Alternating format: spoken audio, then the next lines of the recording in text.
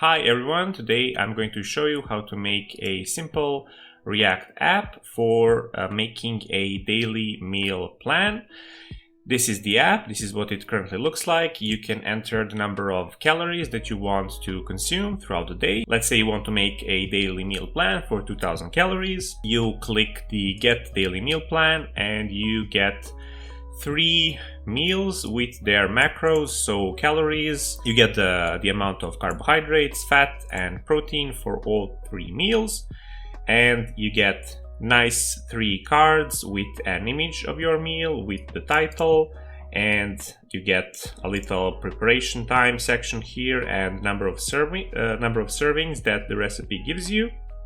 And if you want to go to recipe, you click go to recipe, and it's going to lead you to a website where you can read all about the recipe that was provided. For getting the meal plan, we are going to use the Spoonacular API, which is a really neat API, which is free to use in limited amounts. You need to register to get your own API key. I'm going to use my own, but please do not use the same as I did in this tutorial, because it's going to go over the daily limits super fast. It's really neat. It has a really awesome documentation with all kinds of different things that you can do. We're going to use 2 different API requests. One is for getting the meal plan, and the other one is for getting the images for the meals that we get in the meal plan, because for some reason you don't get an image in the meal plan. I'm starting with a new React app, which I made by using create React app command. We have the basic setup here. We just have the app.js component, the index CSS file for which I've set the margin and padding to 0 for everything, and I've set up the font family and a background color. And we have the index.js file, which is just which has all default settings. We're going to do some state management in this component, so I'm going to import useState from React, and at the top here we are going to set up 2 constants, meal data and set meal data, which is going to use state, and it's going to have the default set to null. Let me widen this up a bit. So it's going to be use state null, and we're going to have another use state set here, which is going to be the calories, and set calories, which is going to use state, and for default let's set 2000 calories. Now this specific API request that I'm going to use has a couple of different properties. For simplicity's sake, we're just going to manage the calories, but there are a couple of different properties that you can pass in there that I'm going to show you in a bit. Now we're going to add a section which is going to have the class name of controls, and in there we are going to set up the input, and this is going to be our input for setting up the calorie count. And in there we're going to say type equals to number. We're going to give it a placeholder of calories, e.g.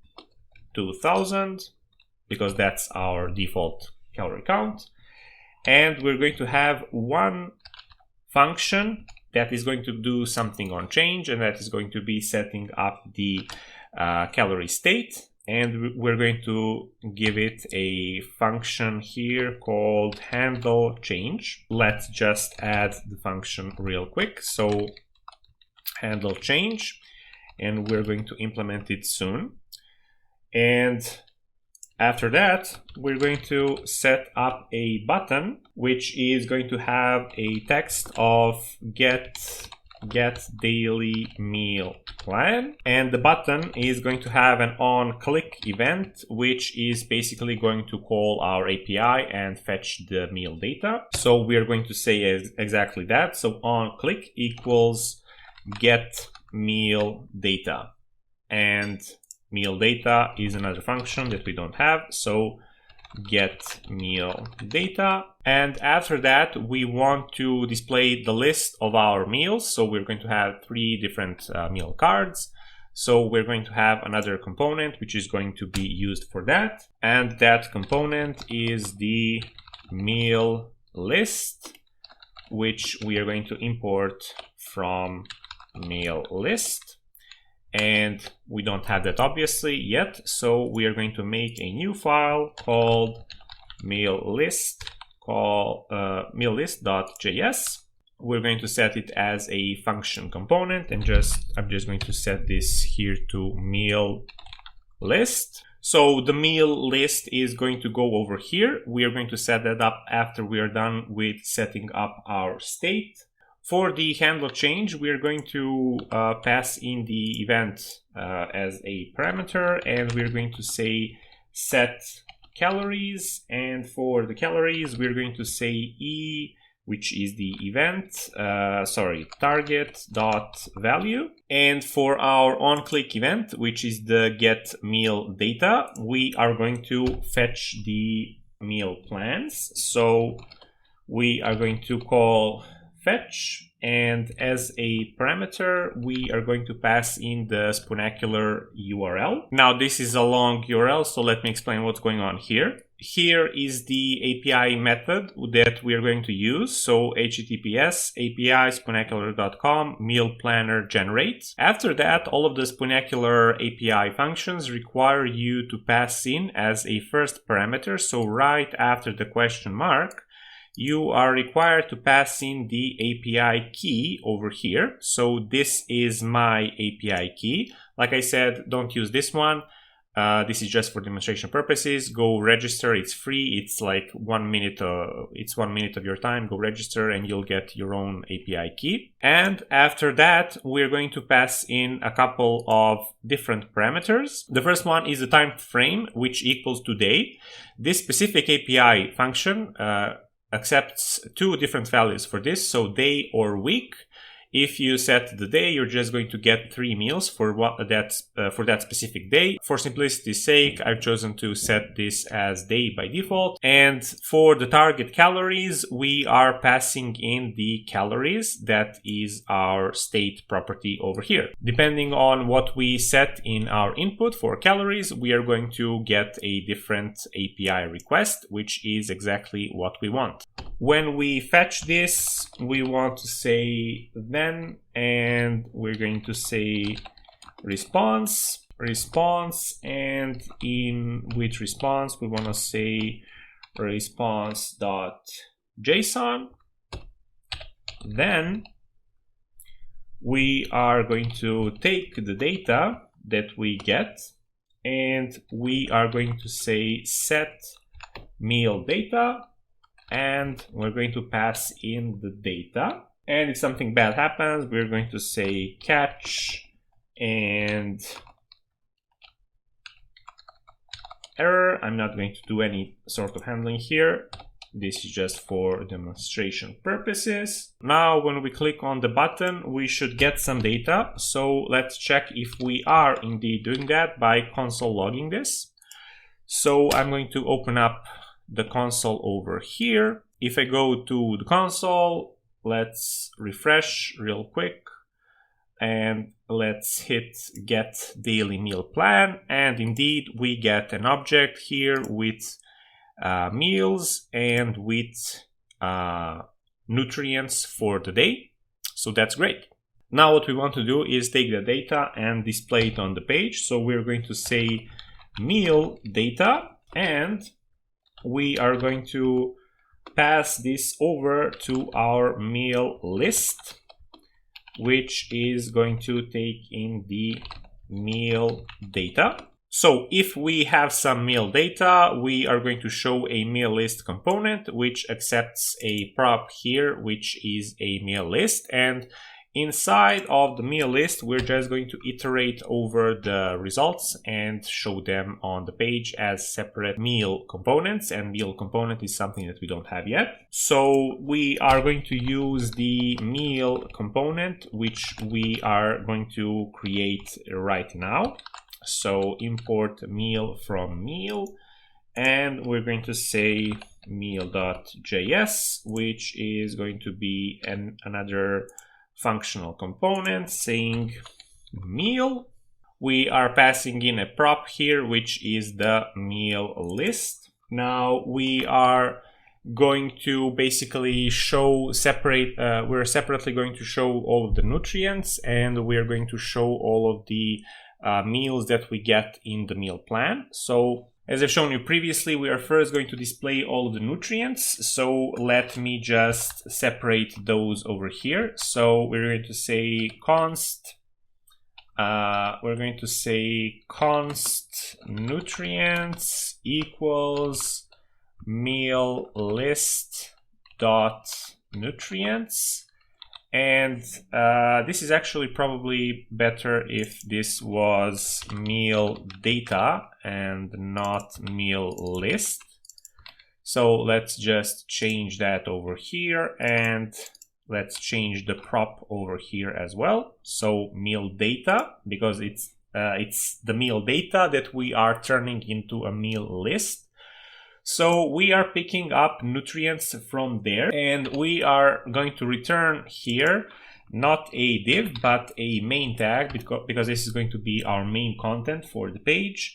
And we're going to have a section here which is going to have class name nutrients. In there we're going to say h1, which is going to say macros. And for our macros, we are going to have an unordered list, which is going to have a list items. And for the list items, we are basically going to go over the nutrients object and set them up manually.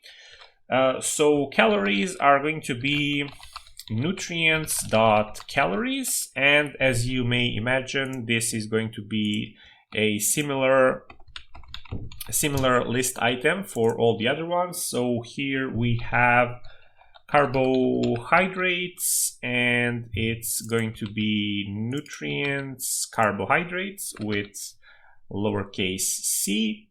This is going to be fat for the fats, and this is going to be protein. By default, this is going to display with 2 decimal places. So if we don't want that, we can say 2 fixed and pass in a 0, and that is going to give us a whole rounded number, which I'm going to add for all of these. So now if I hit get daily meal plan, we get macros with calories, carbohydrates, fats, and proteins for that meal plan, which is great. Below that, we're going to add another section with a class of meals.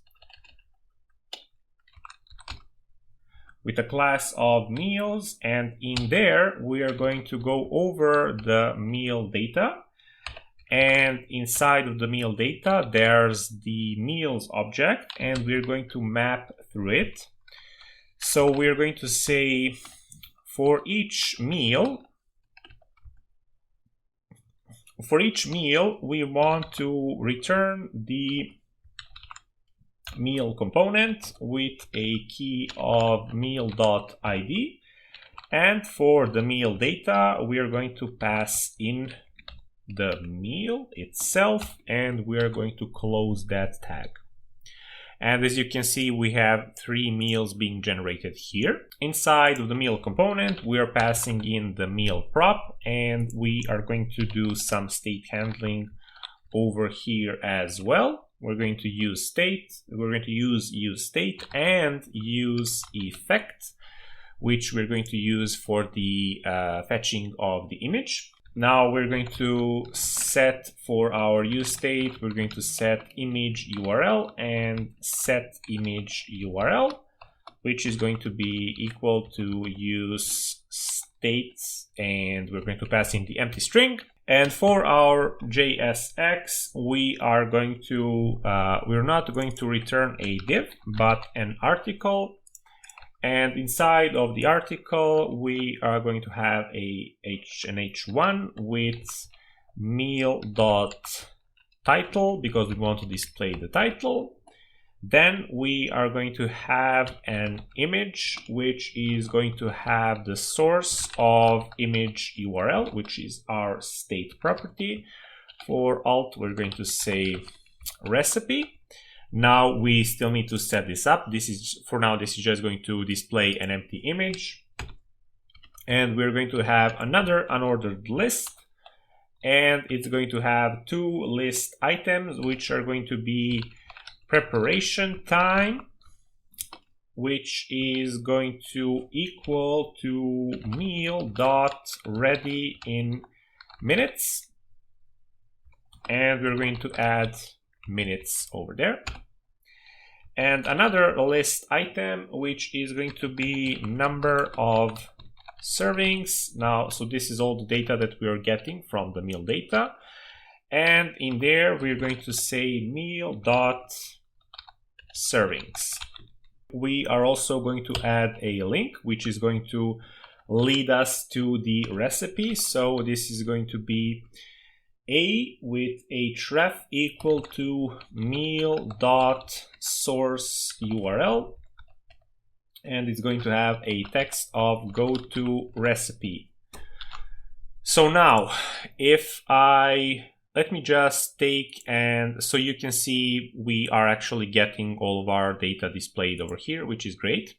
But let me go back to the meal list, and you can see we are still logging the data here. So let's go over to the console and see what are we actually getting. So we are getting meals. This is our meal data. This is our nutrients data. Nutrients data is what we are displaying over here. And in each meal, we are getting just a couple of, we're getting several different properties. So this is the ID, which we are using as a key. This is the image type, which we don't care about. This is ready in minutes, and servings, which is shown over here. So in this little unordered list, so we have preparation time and number of servings. And we have the source URL, which is the original recipe URL. And we have a title. So now we are going to take this ID and we're going to pass it into a different Spoonacular API function, which is going to give us the which is going to give us a bit more data for this specific recipe and the other two. And we are basically not going to do anything with that except for getting the image for the recipe, because it's just so nicer when you can actually see what the recipe would look like. So that's our next step. We are going to say useEffect, and in the useEffect we are going to pass in a function which is going to say fetch. And for the fetch, we are going to pass in another huge URL. So this is basically a similar URL. So it's https://api.spoonacular.com, except this one here is for recipes. So recipes / and you pass in the meal ID here, so as part of the path. And then you say /information, and that is the whole function. And then, as in the previous function, you need to pass in your API key. Now, when you are done passing in your API key, you can pass in different properties. This one has, I think, include nutrition equals false is the default one. We don't actually need it over here, but there are different properties that you can use, which you can check out in the documentation, which I highly recommend you do, because there are some very interesting functions that you can use in your projects over there. And after we have fetched that, we're going to say, then we are going to pick up that response, and we're going to say response.json, and then we are going to pick up that data, and we are going to set the image URL, and image URL is going to be found in data.image. And once again, if something goes wrong, we're just going to display a console. We're just going to display a console log error message. The important thing over here is to pass in a second parameter to the useEffect. So this is the first thing that you pass in. So this is the first thing that happens. But then right after that, we put a comma and we set an object. We set an array which is going to say meal.id. And this is the ID that we are going to use for the API function. So what this does is this tells to the useEffect to trigger whatever is in here anytime this changes, and this is only going to change when we get our recipes and when we call the meal component from the meals list. Because if you don't do this and if you don't set this up in the useEffect, you're going to get the API request triggered over and over, and you are going to break your limit that Spoonacular gave you in like a couple of seconds. So that's bad, don't do that. That's totally never happened to me. And now when I hit save, we get the images. Now this looks completely ugly. Anyway, now we are going to quickly go over the CSS because that's pretty much the whole app, but we're going to style it a little bit. And I'm not going to do any sort of fancy CSS. We're just going to put everything inside of the index CSS. And if you want to do something different with it, you may do that. So for the app, we are going to say display flex, and we're going to say align items to center. Flex direction is going to be column. We have a couple of sections, and for all of them we want to set the margin so they have some separation. We're going to say 2 rem 0, 1 rem 0. You can see we're already starting to get some separation. Next, for our controls, we're going to say display flex again. We are going to align items to center, and we're going to say flex direction to column. And as you can see, there is a lot of flex here and a lot of centering and a lot of columns. Like I said, we're not making anything fancy here, so text align equals to center. We're going to give it a bit of a padding, 0.5 rem. And for the margin bottom, we are going to say 1 rem. So this is our input here. For the button, we are going to set some padding. So it's going to be 0.5 rem and 1 rem. And we're going to say a background color, which is going to be a purple color. And I've chosen this one over here, so you can pick up any other if you want, but this is just what I've used here. For the color of the text, we are going to use the same color as the background. The border is going to be set to none because the default border is ugly. We need to set the font family separately here, so Roboto sans serif, and font size is going to be equal to 1 rem. For button hover, we are going to say cursor pointer, and we are going to basically take the background color and give it a bit of a darker shade. It really doesn't matter for this purpose, like which color, we just want it a bit darker. For the main, we want to use display flex here as well. Flex direction is going to be set to column, and once again, align items center. Everything needs to be centered. For the heading H1, we are going to align it to center, and we're going to say margin bottom is going to be to rem, just to give it a bit of a separation. Now we want to display the nutrients a bit differently, so I'm going to say nutrients UL for the unordered list, and we're going to say display flex width is going to be 35 rem, and we're going to say justify content space evenly. Now this is going to be like this, but we're going to change it a bit later. We're going to change it for the mobile view a bit. While we are on the list, we are just going to say unordered list, list style equals to none to get rid of the bullet points. For the meals, we are also going to use display flex.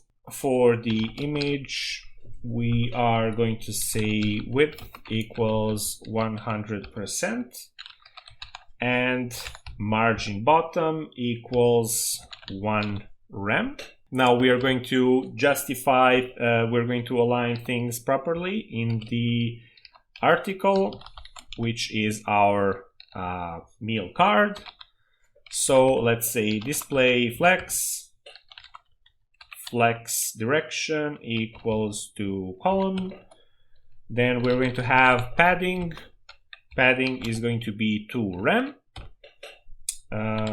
Margin is going to be 1 rem. Max width is going to be 18 rem. And we are going to give it a bit of a box shadow. And it's going to be 0, 4 pixel, 8 pixel, 2 pixel.